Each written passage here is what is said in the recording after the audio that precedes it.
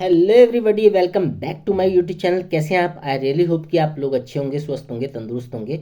और दोस्तों, इस वीडियो में मैं एक गेम की बात कर रहा हूँ जिसका नाम है स्क्विड गेम। आपने थंबनेल में देख लिया होगा कि job is a new skid squid game. तो वो कैसे स्क्विड गेम है इसके बारे में बात करूँगा। और रियली आपको एक वंडरफुल इनसाइट कंटेंट ये पूरा है, वीडियो को पूरा देखना, क्योंकि बहुत ही इंटरेस्टिंग फैक्टर निकल के आएंगे। और जिस स्क्विड गेम की मैं बात कर रहा हूँ वो एक्चुअली में वेब सीरीज़ है। वेब सीरीज़ मैं नहीं देखता क्योंकि वो नेटफ्लिक्स की वेब सीरीज़ है और मेरे पास कोई सब्सक्रिप्शन नहीं है वेब सीरीज़ का। देखा जाए तो ये अच्छी बात है, क्योंकि एक बार उस वेब सीरीज़ के उस मोड में आ गए तो हम वो फंसते चले जाते हैं उस लूप में। तो अच्छा भी कह सकते हैं, बुरा भी कह सकते हैं। जो वेब सीरीज़ देखते हैं वो बुरा न माने मेरी बात का, क्योंकि मेरे पास कोई सब्सक्रिप्शन नहीं है और मैं कोई वेब सीरीज़ नहीं देखता। लेकिन इसके बारे में मैंने पढ़ा और इसे मैंने जॉब पर्सन से रिलेट करा कि क्या हिसाब की सिचुएशन बनती है।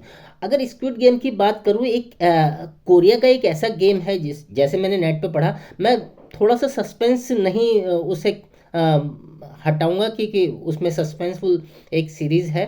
तो कोरिया का गेम है जिसमें 456 प्लेयर हैं, कॉन्टेस्टेंट कह सकते हैं, जो एक अमाउंट के लिए गेम के लिए लड़ रहे हैं, जिसका लगभग मूल्य 40 से 45 मिलियन यूएस डॉलर है। ये करोड़ों अरबों में जाएगी संख्या अगर इंडियन रुपीस की बात करें। और कोरिया की वेब सीरीज है तो इसमें बाहर के लोग हैं। और इसमें दिखाया गया कि जितने भी कॉन्टेस्टेंट हैं वो डीप फाइनेंशियल क्राइसिस में हैं, और जो ये गेम खेल रहे हैं उसमें एक जाहिर सी बात है, कोई गेम है तो उसमें डिफरेंट काइंड ऑफ लेवल होगा, लेवल 1 2 3 4। तो वो लेवल से एक एक प्लेयर एलिमिनेट होता रहता है। और यहाँ एलिमिनेशन से मतलब ऐसा नहीं कि बाहर चला जाता है, वो डिस्ट्रॉय हो जाता है, मर जाता है, उसको मार दिया जाता है, कुछ ऐसा कुछ है। आप मुझे बताना कमेंट सेक्शन में क्या होता है उसके साथ।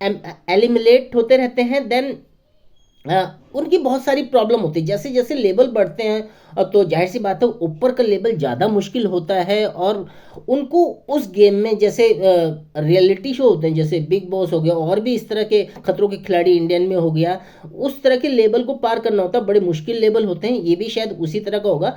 लेकिन मैं थोड़ा सा रिलेट करके बता रहा हूँ। उस सीरीज में, वेब सीरीज में, उनके ट्रस्ट फैक्टर को जो अंदर होता है उसको चेक किया जाता है। अंदर कितनी पॉलिटिक्स चल रही है, आपस में ही किस तरह पर्सन लड़ रहे हैं एक दूसरे से, इस तरह की कुछ चीज़ें हैं। और ये जो स्क्विड गेम की बात करूं कि वो जितने भी कॉन्टेस्टेंट हैं, जैसे मैंने बताया, डीप फाइनेंशियल क्राइसिस में हैं। उनकी हालत इतनी ख़राब है कि पैसों के लिए वो कुछ भी कर सकते हैं। मतलब अपनी ज़िंदगी को भी दांव पे लगा रहे हैं, वो ऐसा गेम है।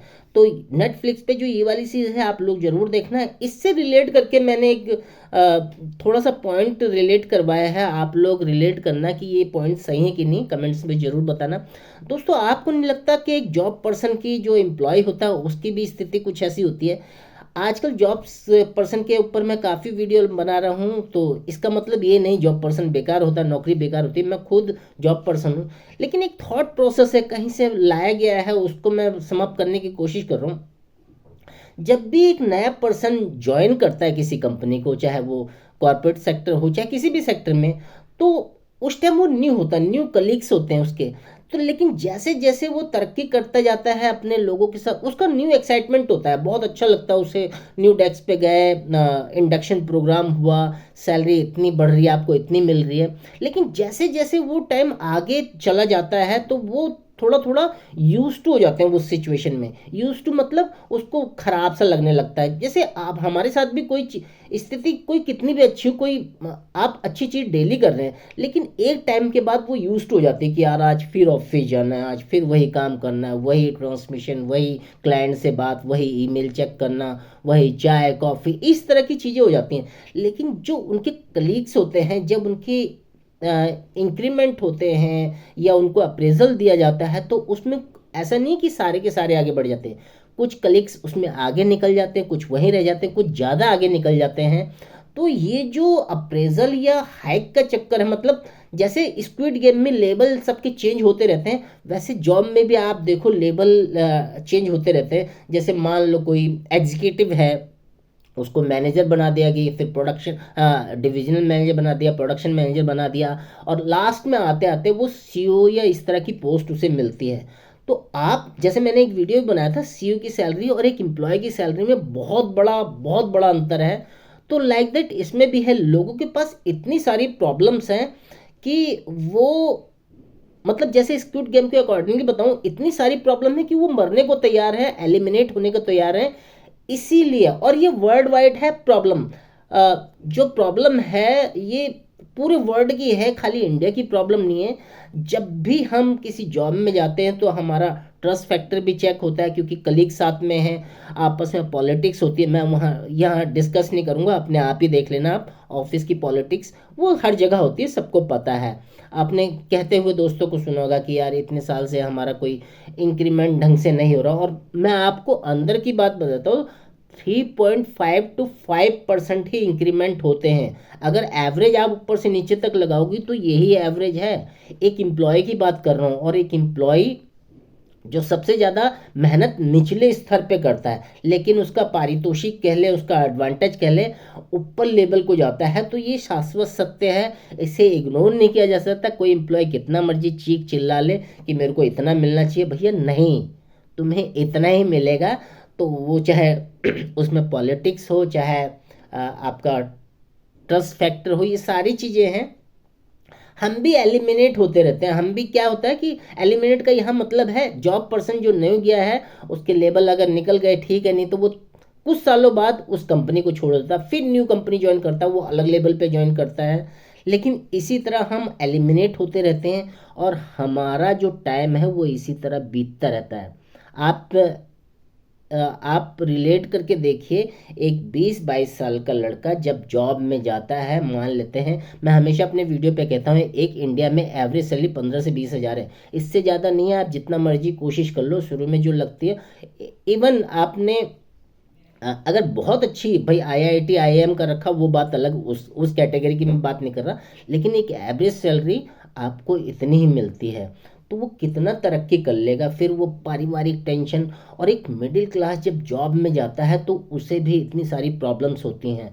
मैं प्रॉब्लम्स आपको हर वीडियो में बताता रहता हूँ कि उसके पास बहुत सारे लोन हैं, बहुत सारे डेप्थ हैं, क्रेडिट कार्ड की ईएमआई है, कार की ईएमआई है, एजुकेशन लोन की ईएमआई है, होम लोन की ईएमआई है। और जब सैलरी आती है ना, मेरे ख्याल से शायद ही किसी कॉर्पोरेट पर्सन की हफ्ते या 10 दिन से ज़्यादा सैलरी उसके अकाउंट में टिकती होगी, नहीं तो 24-25 के बाद सब लोग नॉर्मल वे में कहते भाई तू थोड़ा सा दे दे, यहाँ से हो जा, किसी तरह एडजस्ट करते हैं। तो आप देखिए कि हमारी जॉब में भी ये स्क्विड गेम चल रहा है, जैसे वो कोरिया का वेब सीरीज़ का नेटफ्लिक्स पे स्क्विड गेम है, हमारी जॉब में भी सेम वही स्क्विड गेम चल रहा है।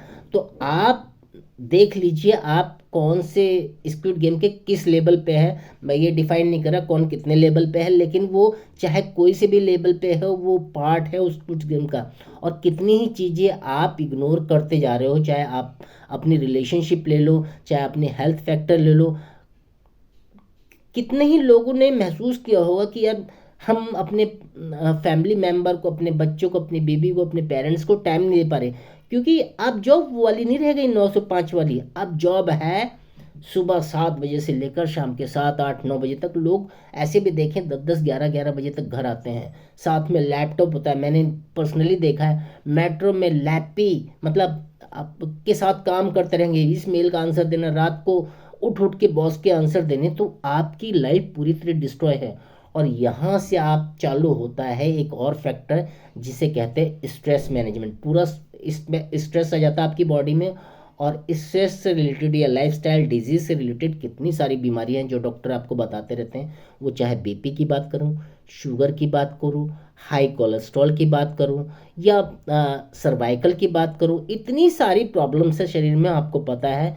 फिर आप जितना पैसा कमाया होता है वो सारे टेस्ट में लगते हैं, डॉक्टर्स की फीस में लगते हैं, इवन आपने हेल्थ इंश्योरेंस करा रखा है, फिर भी बंदा सफ़र तो करता ही है। और कई ऐसी क्रोनिक डिजीज होती हैं कि आपको ऊपर ही ले जाती है, मतलब एलिमिनेट कर देती लाइफ से ही पूरी तरह। तो इस गेम को समझने की कोशिश कीजिए, इससे बाहर निकलने की थोड़ा कोशिश कीजिए। मैं आपको इनवाइट कर रहा हूँ एक ऐसे वीडियो में जहाँ से आप थोड़ी सी कोशिश कर सकते हैं, अपने आप को बचाए रख सकते हैं कि कैसे जॉब के साथ साथ हम कोई ऐसा सहारा ढूंढें कि इस स्क्विड गेम का हिस्सा ना बने। धीरे धीरे हम ऐसी परिस्थितियां बनाएं कि धीरे धीरे परिस्थिति हमारी अच्छी रह सके। तो मैंने पहला वीडियो दे रखा है, उस पर कुछ डिटेल डाल के आप वीडियो पा सकते हैं। पर्सनली मुझसे मिलने के लिए एक सेकंड लिंक दे रखा है डिस्क्रिप्शन बॉक्स में, वहाँ नाम, ईमेल आईडी, व्हाट्सअप नंबर देकर हम मुझसे 30 मिनट की कॉल जूम पे ले सकते हैं और इस प्रॉब्लम के बारे में बात कर सकते हैं। तो आई होप आप लोगों को ये वीडियो अच्छा लगा होगा, इनसाइटफुल कंटेंट है, मैंने अपनी तरफ से पूरी मेहनत की है। आप बताइए आप किस लेवल पे हैं इस स्क्विड गेम में, और इस परिस्थिति को बदलने की कोशिश कीजिए। तो थैंक यू सो मच। इस वीडियो को ज़्यादा से ज़्यादा शेयर करना है, मेरे चैनल्स को सब्सक्राइब करना है, अपने दोस्तों को ये वीडियो शेयर करना है, और आपका एक सब्सक्रिप्शन मेरे लिए बहुत सारा सपोर्ट का काम करेगा, और इस सपोर्ट से मैं ऐसी वंडरफुल इंसाइटफुल कंटेंट बना पाऊंगा। तो thank you so much once again, मिलते हैं नेक्स्ट वीडियो में। तक अपना और अपने परिवार का ख्याल रखिए, और एक छोटी सी कोशिश जरूर कीजिए जॉब रूपी स्क्विड गेम से निकलने की। Thank you so much.